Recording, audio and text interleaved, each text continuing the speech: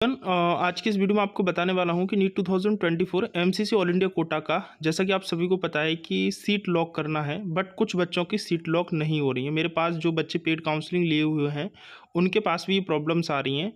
तो मैं फाइनली आपको बता दूं कि अगर आपकी सीट लॉक नहीं हो रही है, देखो हालांकि ऐसा नहीं कि सभी बच्चों की सीट लॉक नहीं हो रही, कुछ बच्चों की सीट लॉक हो चुकी हैं ऑलरेडी क्योंकि वो सीट लॉक कर दी, और कुछ बच्चों की सीट लॉक नहीं हो रही है जिनको बहुत प्रॉब्लम का सामना करना पड़ रहा है। तो मैं आपको बता दूं, ये एमसीसी का जो प्रोस्पेक्टर आया था उसमें से क्वेश्चन नंबर 7 आप यहाँ से देख सकते हो। क्वेश्चन बोला गया, it is necessary fill up the choice and lock to the choice to get seat allotted.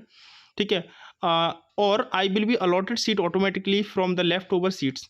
देखो आपको क्या सीट लॉक करना आवश्यक है या नहीं है, तो मैं आपको बता देता हूँ। देखो यहाँ पर एक फर्स्ट पैराग्राफ में लास्ट लाइन लिखी हुई है कि if candidate does not lock the choice submitted by him her, अगर कोई बच्चा चॉइस लॉक नहीं कर पाता है किसी कारण वजह से, तो आगे बोला कि it will be automatically locked as per schedule. आपकी जो सीट्स जो चॉइस फिलिंग है, ठीक है, वो ऑटोमेटिक लॉक हो जाएगी, आपको लॉक करने की कोई दिक्कत नहीं है। देखो लास्ट ईयर भी ऑटोमेटिक लॉक हुई थी जिन बच्चों ने लॉक नहीं की थी। ठीक है, तो अगर आप लॉक नहीं कर पा रहे हैं तो उसको छोड़ दीजिए, बट ध्यान देना कि आपकी क्या सीट जो आपने चॉइस फिलिंग भरी है कॉलेज की, क्या वो सेव है या फिर नहीं। अगर चॉइस सेव नहीं हुई तो वो ऑटोमेटिकली लॉक नहीं होगी। तो इसलिए चेक कर लें आप कि आपकी जो चॉइस भरी है आपने, क्या वो सेव है या फिर नहीं है।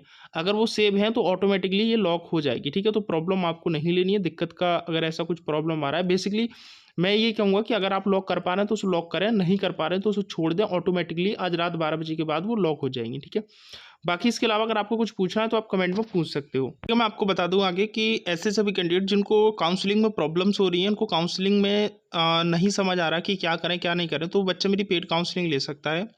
पेड काउंसलिंग में आपको पूरी ए टू जेड जो भी हेल्प होती है सारी हेल्प की जाएगी। All India state Ayush veterinary सारी काउंसलिंग मैं आपको कराऊंगा। ठीक है, ऑल इंडिया स्टेट दोनों की काउंसलिंग कराऊंगा। ऐसा नहीं कि अलग अलग चार्जेस आपसे लिए जाएं, एक ही चार्ज में आपकी सारी काउंसलिंग होगी। प्रेफरेंस लिस्ट आपको ऑल इंडिया स्टेट दोनों की मिलेगी। Required document, bond, counselling cut off क्या है, ठीक है, रजिस्ट्रेशन कैसे कर सकते हैं, 24/7 कॉल एंड व्हाट्सएप सर्विस आपकी रहेगी, लास्ट राउंड तक सपोर्ट रहेगा। पेमेंट आपको क्या करना है कि 2,499 बहुत नॉमिनल फीस है। आप ये जो नंबर शो हो रहा है आप इस नंबर पर पेमेंट कर सकते हो। पेमेंट करने के बाद आपको इसी व्हाट्सएप नंबर पर, जो नंबर शो हो रहा है इस नंबर पर ही आपको मेरे को पेमेंट का स्क्रीनशॉट शेयर कर दीजिए और अपना नीट का एडमिट कार्ड या रिजल्ट, और जो क्यूआर कोड दिख रहा है अगर आप क्यूआर कोड पर करना चाहते हो तो आप क्यूआर कोड पर भी पेमेंट कर सकते हो। ठीक है, मैं आपको पूरी हेल्प करूँगा जो हेल्प होती है। आपको कहीं 10,000 20,000 50,000 देने की आवश्यकता नहीं है।